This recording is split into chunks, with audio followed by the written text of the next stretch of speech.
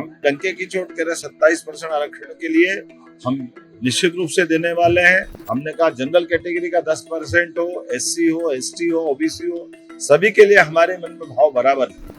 मुख्यमंत्री डॉक्टर मोहन यादव ने मंगलवार को विधानसभा में कहा, हम डंके की चोट पर कह रहे हैं कि अन्य पिछड़ा वर्ग यानी ओबीसी को 27% आरक्षण देंगे।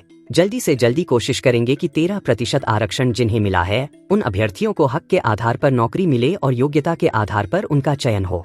उन्होंने कहा, कांग्रेस अलग अलग समाज को भड़काने का काम करती है जबकि सारी चीजों में उनका ही इन्वॉल्वमेंट है। पिछड़ों की जनगणना को बंद करने का पाप कांग्रेस के तत्कालीन प्रधानमंत्री जवाहरलाल नेहरू जी पर जाता है। बाद में इंदिरा गांधी, राजीव गांधी और उनके बाद लगातार कांग्रेस की सरकार रही, लेकिन उन्हें जातिगत जनगणना नहीं कराई। कांग्रेस अलग अलग समाज को भड़काने का काम करती है जबकि सारी चीजों में उनका ही इन्वॉल्वमेंट है।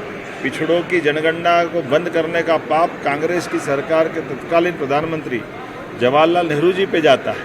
बाद में नेहरू जी के बाद इंदिरा गांधी के बाद राजीव गांधी जी के बाद लगातार 2-4 साल हमारे माननीय अटल जी की सरकार छोड़ दो तो लंबी समय से कांग्रेस की सरकार रही, लेकिन उन्हें जातिगत जनगणना नहीं कराई। जो अंग्रेजों के समय चलती थी वो भी बंद करा दी।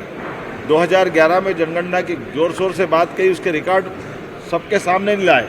ये तो आज का समय यशस्वी प्रधानमंत्री का, जिनने जातिगत जनगणना के मामले में खुलेआम कहा कि हम जातिगत जनगणना कराएंगे और उसका समय सीमा में देश के सामने पूरी बात ले आए। हमारे अपने राज्य के अंदर भी 27% आरक्षण के मसले पे भी कांग्रेस वही चरित्र रख रही। कांग्रेस ने जान करते बगैर तथ्य के कमजोरी के आधार पर, लचर नियम के आधार पर बात रख दी और अब उस बात के आधार पर झूठ बोलती फिरती कि हमको 27% आरक्षण।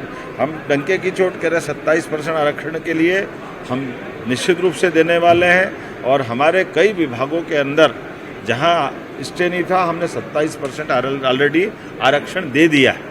लेकिन जहां जो कोर्ट में मामला अटका पड़ा है, कोर्ट में भी हम अपनी तरफ से सरकार के पक्ष में 27% आरक्षण की बात लिख के दे रहे हैं। हमने कहा जनरल कैटेगरी का 10% हो, एससी हो, एसटी हो, ओबीसी हो, सभी के लिए हमारे मन में भाव बराबर है। हम किसी एक दायरे में सिमटना नहीं चाहते।